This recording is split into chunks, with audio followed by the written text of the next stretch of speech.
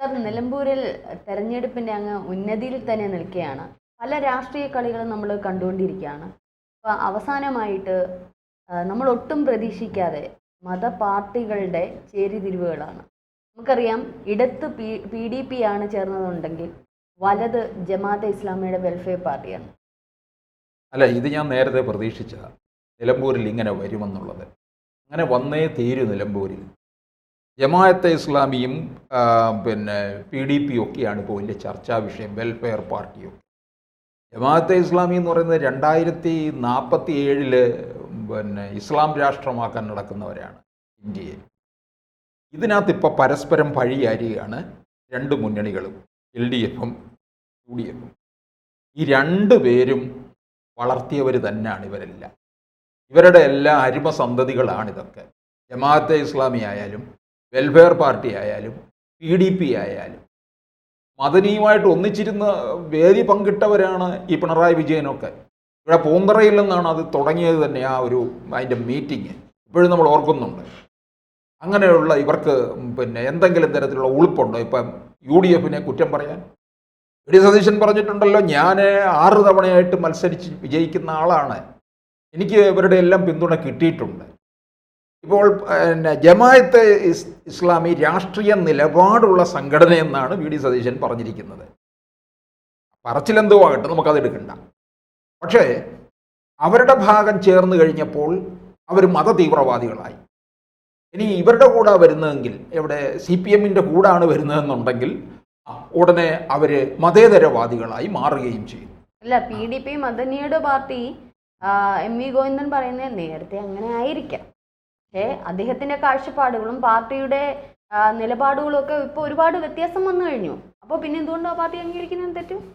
ഇപ്പൊ അവർ നല്ല സൽഗുണസമ്പന്നരായി എന്നാണ് അർത്ഥമല്ലേ? അത് തന്നെ. പലപ്പോഴും LDFന്റെ ഇത് ഇപ്പൊ വേടന്റെ കരുതാണ് എനിക്ക് പെട്ടെന്ന് അദ്ദേഹം കഞ്ചാവ് വിളിച്ചു, അദ്ദേഹം അത് മാറ്റിയല്ലോ. അല്ല, അപ്പം ഇവരെയൊക്കെ ഇത്രയും കാലം CPM എവിടെയെങ്കിലും ദുർഗുണ പരിഹാര പാഠശാലയിൽ വിട്ടിരിക്കുകയായിരുന്നു, എല്ലാം മാറി വരാനായിട്ട്. അങ്ങനെയാണ് ഇപ്പോൾ PDP അവരങ്ങ് ഏറ്റെടുത്തിരിക്കുന്നത്. ശരിക്കും എനിക്ക് തോന്നുന്നത് സാർ, ഇപ്പം നമുക്ക് രാഷ്ട്രീയ ചേരിതിരിവുകളും അല്ലെങ്കിൽ രാഷ്ട്രീയപരമായിട്ടുള്ള പോരാട്ടങ്ങളും ഒക്കെ ആകാം, എല്ലാം നല്ലത് തന്നെ. പക്ഷേ ഇത്തരത്തിലുള്ള സംഘടനകൾ, ഇപ്പം ജമാഅത്തെ ഇസ്ലാമിയുടെ ഒരുപാട് പ്രശ്നങ്ങൾ നമുക്കറിയാം, SDP-യുടെ നമ്മൾ നിരോധിച്ച പാർട്ടിയുടെ ഒക്കെ കാര്യങ്ങൾ നമ്മുടെ കൺമുൻപിൽ നിൽക്കുമ്പോൾ ചില മത സംഘടനകളെ രാഷ്ട്രീയത്തിലേക്ക് ഇറക്കുമ്പോൾ ഉണ്ടാവുന്ന പിന്നീട് അത് വലിയൊരു കലാപത്തിലേക്കല്ലേ പോകുന്നത്. കാരണം ഇവരെ കൂടുതൽ നമ്മുടെ ഒരു ജനാധിപത്യ രാജ്യമാണ്, നമ്മുടെ ഒരു രാജ്യത്തിൻ്റെ അത് ഏത് സംഘടനയാണെങ്കിലും ഏത് മതസംഘടനകളെയും രാഷ്ട്രീയവൽക്കരിക്കുമ്പോൾ രാഷ്ട്രീയ പാർട്ടിയിലേക്ക് ചേരുമ്പോൾ ഉണ്ടാകുന്ന പ്രത്യാഘാതങ്ങൾ അത് വളരെ വലുതല്ലേ. ഇപ്പോൾ വലിയ ദൂരവ്യാപകമായിട്ടുള്ള ഫലം ഉണ്ടാക്കും എന്നുള്ളത് ഉറപ്പാണ്. ഈ പോപ്പുലർ ഫ്രണ്ടിനെ ആരാ വളർത്തിയത്? ഇവരെല്ലാവർക്കും പങ്കുണ്ടെന്ന്. പോപ്പുലർ ഫ്രണ്ട് ഈ സമീപകാലത്തല്ലേ, BJP സർക്കാരല്ലേ ഇവർ നിരോധിച്ചത്. എന്നിട്ട് പോപ്പുലർ ഫ്രണ്ടിൻ്റെ നേതാക്കന്മാരെല്ലാം ഇപ്പോൾ കൽത്തുറുങ്ങിനുള്ളിലല്ലേ കിടക്കുന്നത്. ഈ പോപ്പുലർ ഫ്രണ്ടിൽ ഉണ്ടായിരുന്ന അനുയായികളൊക്കെ തന്നെ SDPIയിലേക്ക് മാറി. SDPI അംഗീകാരമുള്ള ഒരു രാഷ്ട്രീയ പാർട്ടിയാണ്. അതുകൊണ്ട് ഇപ്പോൾ അതിനെ നിരോധിക്കാനും പറ്റത്തില്ല. പോപ്പുലർ ഫ്രണ്ടിൻ്റേതായിട്ടുള്ള പലതരത്തിലുള്ള പ്രവർത്തനങ്ങളും ഇപ്പം SDPI എന്നുള്ള രാഷ്ട്രീയ പാർട്ടിയുടെ മറവിൽ നടന്നുകൊണ്ടിരിക്കുകയാണ്. ഇവരെ ഈ പോപ്പുലർ ഫ്രണ്ടിനെ നിരോധിച്ചു കഴിഞ്ഞപ്പോൾ ഈ സംഘടനകൾ, ഈ CPMനായാലും കോൺഗ്രസിനും ഒക്കെ എന്തൊരു വേവലാതിയായിരുന്നു. ഒരു നരേന്ദ്രമോദിയുടെ ഫാസിസം, ഭരണകൂട ഭീകരത എന്നൊക്കെ പറഞ്ഞുള്ള ബഹളമായിരുന്നല്ലോ കേട്ടത്. ഇത് അവർ ഈ കേരളത്തെ മുഴുവൻ കുട്ടിച്ചോറാക്കിക്കൊണ്ടിരിക്കുകയല്ലായിരുന്നു. ആലപ്പുഴയിൽ വിളിച്ച മുദ്രാവാക്യം ഇപ്പോഴും കേരളത്തിലെ ജനങ്ങൾ നടുങ്ങിപ്പോവുകയാണ്. ഒരു ഇളംമുറ പോപ്പുലർ ഫണ്ടുകാരനെ കൊണ്ടാണ് ഒരു മൂത്ത പോപ്പുലർ ഫണ്ടുകാരൻ്റെ തോളത്തിരുത്തി വിളിപ്പിച്ചത്. അപ്പോൾ ഇത് ആലപ്പുഴയിൽ ഈ സംഭവം നടന്നു കഴിഞ്ഞ ഉടൻ തന്നെ കോടതി ഇടപെട്ടു, അവരെ അറസ്റ്റ് ചെയ്യണമെന്ന് പറഞ്ഞു. ഇവിടെ സർക്കാർ അനങ്ങിയില്ല, ആവർത്തിച്ചു കഴിഞ്ഞപ്പോഴാണ് പിന്നെ അറസ്റ്റ് ചെയ്തത്. ഇത് കോഴിക്കോട് ഉണ്ടായി എന്നുള്ളതാണ്. ആലപ്പുഴയിൽ വലിയ ശക്തി പ്രകടനമായിരുന്നു.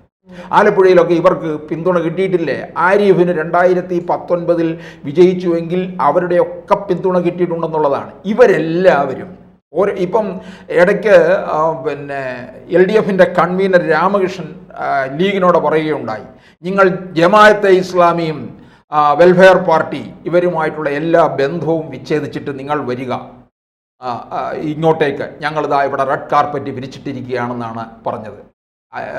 എന്താണ് അപ്പോൾ ഈ സൗകര്യം കിട്ടുകയാണെന്നുണ്ടെങ്കിൽ എല്ലാവരെയും ചേർത്ത് നിർത്താനായിട്ടുള്ളത് തന്നെയാണ്. മുസ്ലിം ലീഗ് എന്ന് പറയുന്നത് ഒരു രാഷ്ട്രീയ പാർട്ടിയാണ്. പക്ഷേ അവർക്ക് പറ്റിയിട്ടുള്ളത് അവർ ഇത്തരത്തിലുള്ള മതതീവ്ര സ്വഭാവമുള്ളവരുമായിട്ട് കൂട്ടുകൂടിയിട്ടുണ്ട് എന്നുള്ളതാണ്.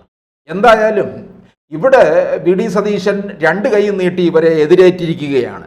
പിന്നെ ജമാഅത്തെ ഇസ്ലാമിയുടെ ഒരു കാര്യം പറഞ്ഞു കഴിഞ്ഞാൽ തെരഞ്ഞെടുപ്പിൽ നേട്ടമുണ്ടാക്കാൻ സഹായിച്ചു എന്നാണ് മുൻ സ്പീക്കർ രാമകൃഷ്ണൻ തന്നെ പറഞ്ഞിട്ടുള്ളത്. പിന്നെ അതുപോലെ തന്നെ പിണറായിയും പറഞ്ഞിട്ടുണ്ട്, ജമാഅത്തെ ഇസ്ലാമിയുമായിട്ട് മുൻപും പലതരത്തിലുള്ള ചർച്ചകൾ നടത്താറുണ്ടെന്നും തന്നെ കാണാൻ അവർ തലയിൽ മുണ്ടിട്ടല്ല വന്നതെന്നും പിണറായി വിജയൻ 2011 വടക്കാഞ്ചേരിയിൽ നടന്ന രാഷ്ട്രീയ വിശദീകരണ യോഗത്തിൽ പറഞ്ഞിട്ടുണ്ട്. അറിയാമോ? അപ്പോൾ എന്താ, ഇവർക്കൊക്കെ സൗകര്യം കിട്ടുമ്പോൾ ഇപ്പോൾ ജമാഅത്തെ ഇസ്ലാമിയെ കിട്ടിയില്ല, കിട്ടാതിരിക്കുമ്പോൾ മുന്തിരിങ്ങ പുളിക്കുമല്ലോ. അത് തന്നെയാണ് ഇത്. നിലമ്പൂരിൽ ഇവർ നിർണായകമാണ്. പാലക്കാട് SDPIയുടെ വോട്ട്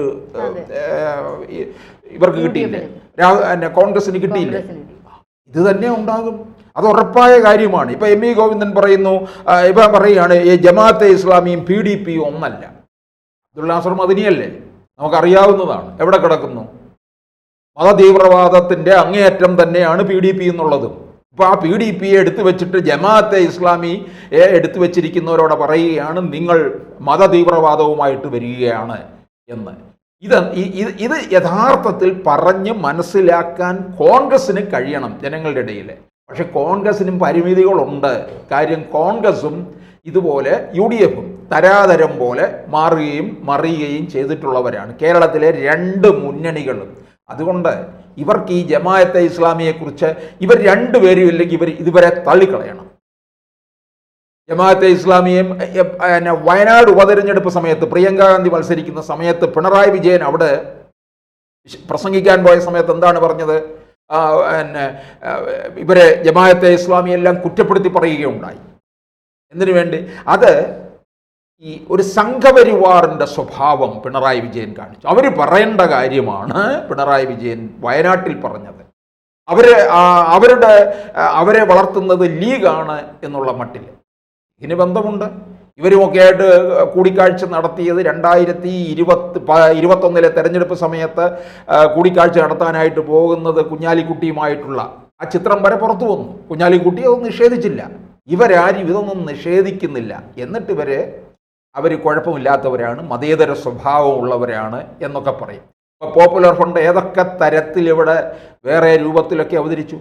MEX7 എന്നൊക്കെ പറഞ്ഞ് അവരുടെ ആരോഗ്യ കൂട്ടായ്മ, അതൊക്കെ എന്താണ് യഥാർത്ഥത്തിൽ? അത് ഈ പറഞ്ഞതുപോലെ വലിയ വർഗീയ സ്വഭാവത്തോടുകൂടി അതിവിടെ പുറത്തേക്ക് വിട്ടുകൊണ്ടിരിക്കുകയാണ്. അത് കേരളമെമ്പാടുമില്ല, ഈ മുസ്ലിം ഏരിയകളിൽ മാത്രമേ ഉള്ളൂ എന്നുള്ളതാണ്. അതാണ് ഇതിൻ്റെ വേറൊരു പ്രത്യേകത. അപ്പോൾ ശരിക്കും പറഞ്ഞു കഴിഞ്ഞാൽ ഇപ്പോൾ സതീശൻ പറയുന്ന രാഷ്ട്രീയ നിലപാടുള്ള എന്ത് രാഷ്ട്രീയ നിലപാട്? മറ്റൊരു സംഭവം കൂടി ഉണ്ടായി. LDF ഹിന്ദു, എനിക്ക് ഫുൾ നെയിം എനിക്കറിയില്ല, ഒരു ഹിന്ദു സംഘടന, അഖില കേരള ഹിന്ദു മഹാസഭ, അങ്ങനെ എന്തോ ഒരു സംഘടന, സംഘടനയുടെ ഒരു സന്യാസിയാണെന്ന് തോന്നുന്നു. അദ്ദേഹം ഈ പറഞ്ഞതുപോലെ LDFന് നിലമ്പൂരിൽ വാഗ്ദാനം ചെയ്തുകൊണ്ട് നിൽക്കുന്നുണ്ട്, LDFനോടൊപ്പം ചേർന്നുകൊണ്ട് നിൽക്കുന്നുണ്ട്. അദ്ദേഹം പറയുന്നത് എനിക്ക് 2000 വോട്ടുകൾ, ഞങ്ങൾക്ക് 5000 വോട്ടുകൾ, 5 വോട്ടുകൾ പോലും കിട്ടില്ല എന്ന് പറയുന്നത്. അത് വലിയൊരു ഇത്. പക്ഷേ അത് MV ഗോവിന്ദൻ തിരസ്കരിച്ചു. ഞങ്ങൾക്ക് ഏത് സഭ ഞങ്ങൾക്കറിയില്ല എന്നുള്ളൊരു കാര്യമാണ് പറയുന്നത്. പക്ഷേ എൻ്റെ ഫോട്ടോ സഹിതമാണ് ഇപ്പോൾ സമൂഹ മാധ്യമങ്ങളിൽ ചർച്ചയായിരിക്കുന്നത്. അവരും പറയുന്നുണ്ട്, ഈ മഹാസഭയിലെ സംഘടന നേതൃത്വമുള്ള വ്യക്തി തന്നെ പറയുന്നുണ്ട്, ഇത്തരത്തിൽ ഞങ്ങൾ LDFനെ പിന്തുണയ്ക്കുമെന്നുള്ള രീതി. ഈ ഹിന്ദു വോട്ടൊന്നും മുഴുവനൊന്നും LDFിലേക്ക് പോകുന്നില്ലല്ലോ, ഇവിടെ സ്പ്ലിറ്റ് അല്ല. ഇതിൽ MV ഗോവിന്ദൻ പറയുന്നത് ഇതിന് ഞങ്ങൾക്ക് കൂട്ടില്ല. ഈ പറയുന്നതോണം PDP അതൊരു മതപരമായിട്ടുള്ളൊരു പാർട്ടിക്കപ്പുറം അവരുടെ ചില മൂല്യങ്ങൾ, ചില നിലപാടുകൾക്ക് വ്യത്യാസം വന്നിട്ടുണ്ട്. അപ്പം ഈ ഹിന്ദു സംഘടന വന്നതോ എന്ന് റിപ്പോർട്ടേഴ്സ് ചോദിച്ചാൽ എനിക്കറിയില്ല, ഞങ്ങൾക്ക് അത് അറിയില്ല. പക്ഷെ അവർ കണ്ടതും വിജയരാഘവനെ ഉൾപ്പെടെയുള്ളവർ ചേർന്ന് ഫോട്ടോ എടുത്തതും ഒക്കെയുള്ള കാര്യങ്ങളൊക്കെ പുറത്തു വന്നിട്ടുണ്ട്. അപ്പം ശരിക്കും എന്താ പറഞ്ഞാൽ ഒരു മതത്തിൽ വെച്ച് മതസംഘടനകളുമായിട്ട് ചേർന്നുള്ള ഈ രാഷ്ട്രീയ കളികൾ അതൊരു വലിയ കേരളത്തിലൊരു മറ്റൊരു ആഘാതത്തിലേക്കല്ലേ നയിക്കുന്നത്. കാരണം ഒരിക്കലും മതത്തെ രാഷ്ട്രീയമായിട്ടും ജനാധിപത്യ വ്യവസ്ഥയിൽ കൊണ്ടുവരാതിരിക്കുന്നതിന് അത് ഏത് മതമാണെങ്കിലും ഏത് മത പറയുന്നുണ്ട് സത്യം പറഞ്ഞ മതപ്രവർത്തനം ഇവര് പറയുന്നോണം സംഘപരിവാർ കേട്ട് മടുത്തു. പക്ഷെ ഇപ്പൊ അതല്ലല്ലോ. ജമാഅത്തെ ഇസ്ലാമി, PDP, SDPI, പിന്നെ ഈ പറഞ്ഞോണം ഹിന്ദു സംഘടന എല്ലാം ഉണ്ട്. ഇനി ക്രിസ്ത്യൻ സംഘടനകളെ ഉള്ള അധികം ഒന്നും വരാത്തത്. പിന്നെ മൊത്തം അത് ഇടയ്ക്ക് രൂപീകരിക്കുന്നൊക്കെ പറയുന്നത് കേട്ടു. അല്ല, ഇവരിപ്പോൾ പരസ്പരം പഴിയാരേണ്ട ഒരു കാര്യവുമില്ല. ഇവർ രണ്ടുപേരും ഈ സൗകര്യം കിട്ടുമ്പോഴൊക്കെ ഈ മതതീവ്രവാദ ശക്തികളെയൊക്കെ 10 വോട്ടിന് വേണ്ടി എടുത്ത് ഒക്കത്ത് വെച്ച് താലോലിച്ചുകൊണ്ട് നടക്കുന്നവരാണ്. അതുകൊണ്ട് എം വി ഗോവിന്ദൻ സതീശനെ പഴിയാരിയോ സതീശൻ എം വി ഗോവിന്ദനെ പഴിയാരേണ്ട ജനങ്ങൾ വിഡ്ഢികളൊന്നുമല്ല. അവരിത് കുറേ കാലമായിട്ട് കണ്ടുകൊണ്ടിരിക്കുകയല്ലേ. ഇത്തരത്തിൽ പിന്നെ കണ്ണിൽ പൊടിയിടുന്നതൊക്കെ അവർക്ക് മനസ്സിലാകുന്നുണ്ട്. വേലത്തരങ്ങളൊന്നും ഇനി പഴയതുപോലെ നടക്കത്തില്ല ഗോവിന്ദ.